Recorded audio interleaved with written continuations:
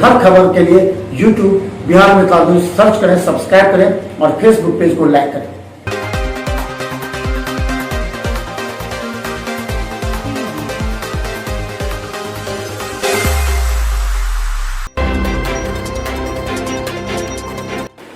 दरभंगा का दिल्ली मोड़ bus stand कभी भी हो सकती है बड़ी दुर्घटना। खड्डे एवं जल जमाव से हो रही है ड्राइवरों को परेशानी।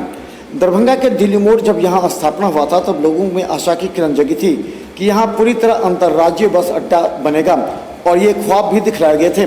लेकिन यहां के हालात ये है कि मात्र बने हुए 2-3 साल भी नहीं होंगे, लेकिन यहाँ खड्डों एवं जल जमाव से परेशान है ड्राइवर। है सब पूरा पानी है, गाड़ी फंस रहा है, गाड़ी के पत्ती टूट रहा है, कोई देखने वाला नहीं है। क्या है यहाँ पर, क्या क्या स्थिति देखने में लगा, क्या स्थिति यहाँ पर? यहाँ तो देख ही रहे हैं, कादो है, ढेरा है, पत्ती टूट रहा है, सवारी जाने में स्थिति है। क्या इसकी शिकायत आपने किया है? हाँ, कहे हुए हैं। किनको कहते?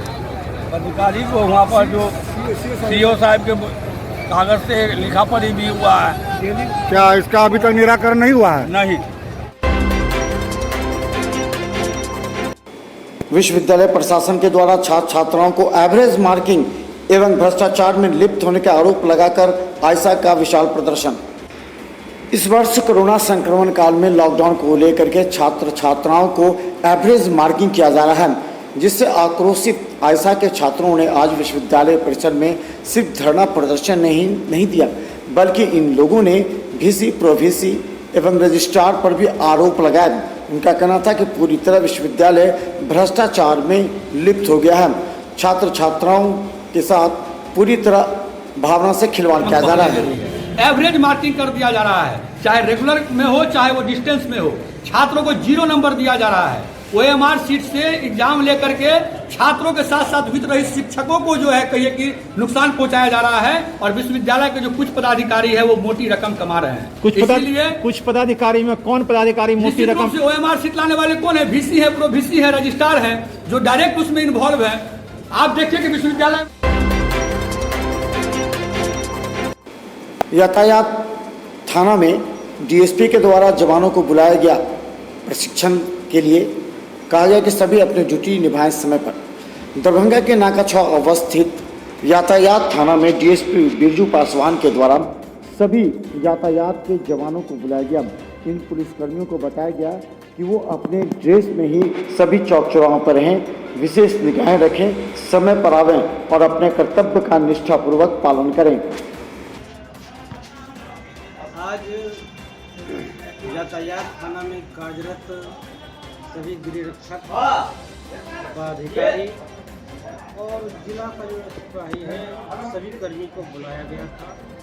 बुलाने का उद्देश्य यह था कि वह लोग अपनी ड्यूटी समय पर आएँ, समय पर ड्यूटी ठीक ठाक से करें, इसी के लिए। दरभंगा में ऑक्सीजन सिलेंडर की किल्लत खत्म। अब मधुबनी से लोग ले आ रहे हैं दरभंगा ऑक्सीजन सिलेंडर के लिए। दरभंगा में ऑक्सीजन गैस विभिन्न निजी क्लिनिक एवं DMCH में सप्लाई करने वालों को अब राहत मिल रही है।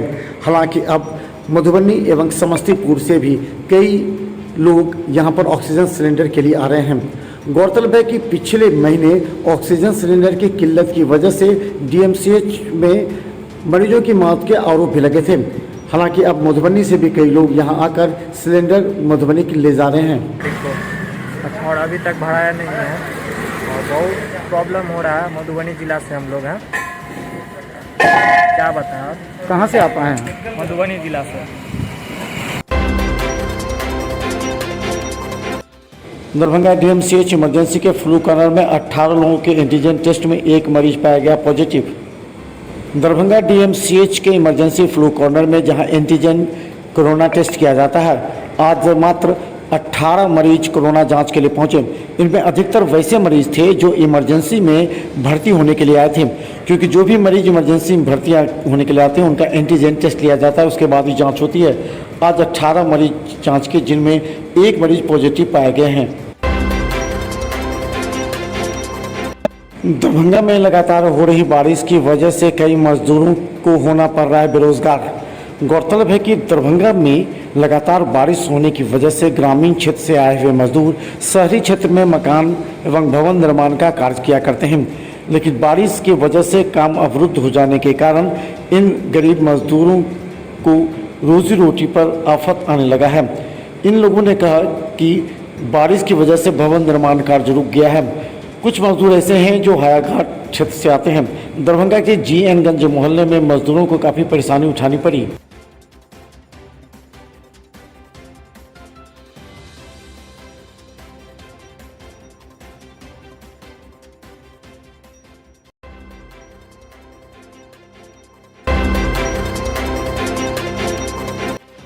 लगातार बारिश की वजह से दरभंगा के कई मोहल्लों की हालत नाजुक हो गई है, तो दरभंगा नगर निगम भी अब आम जनता की समस्या को लेकर पंपिंग सेट के माध्यम से कई गांव के और मोहल्ले के जल जमाव को दूर करने का प्रयास कर रही है।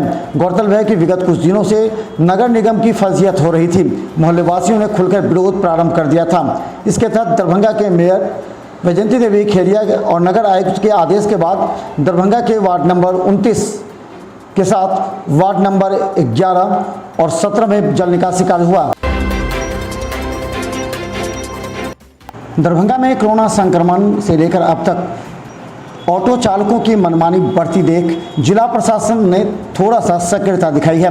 DTO विभाग ने इस संबंध में आदेश जारी करते हुए लहरियासराय से लेकर दरभंगा दिल्ली मोड़ बस स्टैंड तक का 30,000 रुपया किराया तय किया है। हालांकि इस संबंध में टेम्पो यूनियन के अध्यक्ष ने बताया कि भाड़ा अधिक लेने वालों पर कार्रवाई होगी। हालांकि उन्होंने ये भी कहा कि सरकार के गाइडलाइन के अनुसार 30 रुपया लहरियासराय से दिल्ली बस स्टैंड तक का किया गया है। नहीं लिया जा रहा है। अभी सरकार द्वारा गाइडलाइन दिया गया है 50% सवारी लेकर हमको चलना है और जहाँ 6 पैसेंजर को हमको ले जाना वहाँ 3 पैसेंजर ले जा रहे हैं। महीना में 28 दिन कम से कम डीजल और पेट्रोल का दाम बढ़ा है और बिहार सरकार का एक गाइडलाइन आ गया 2013 के बाद हम लोग का भाड़ा नहीं बढ़ा था दरभंगा लहरियासराय टावर से, और हमको यदि कमिश्नरी जाना है दिल्ली मोड़ जाना है तो 30 रुपया भाड़ा आ गया है। आप DTO कार्यालय में भी बात कर सकते हैं, कमिश्नरी में बड़ाओं से बात कर सकते हैं, सेक्रेटरी से बात, भाड़ा बढ़ गया है और उस हिसाब से भाड़ा ले रहे हैं। जबकि हम लोग को गाइडलाइन बिहार सरकार का है, टैक्स फुल लग रहा है, इंश्योरेंस फुल लग रहा है,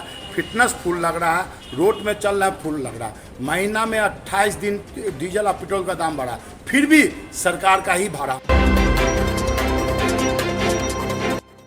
दरभंगा के मिर्जापुर के क्षेत्र में गौशाला के पास रहने वाली एक महिला राधा देवी ने अपने बेटी पर यौन शोषण एवं बहला फुसलाकर शादी करने का आरोप लगाया है। अपने ही मोहल्ले के एक गणेश यादव नाम के व्यक्ति के पुत्र पर, और उसकी माता ने भी यही आरोप लगाया कि काफ़ी दिनों से दोनों के बीच प्रेम प्रसंग भी चल रहा था और बाद में एक दिन वो नहीं थी तो घर में घुस गया और उसके साथ मारपीट की, चाकू दिखाकर उसके बलात्कार भी किया। अब शादी करने के लिए तैयार है, इसलिए महिला थाना पहुंचकर आरोप लगाते हुए प्राथमिकी दर्ज कराई है। कब से तुमसे संबंध है उसका? 2 साल पहले। क्या मतलब कहाँ से तुम्हारा संबंध शुरू हुआ था? वो मेरे घर में घुसकर वो चाकू से किया था जबरदस्ती, इसके बाद हुआ। और उससे ऐसा लगातार तुम्हारे साथ अच्छी करता रहा? हाँ, बार किया वो। अच्छा, अब शादी के बाद कहने के बाद क्या हुआ, कैसे इनकार कर गया?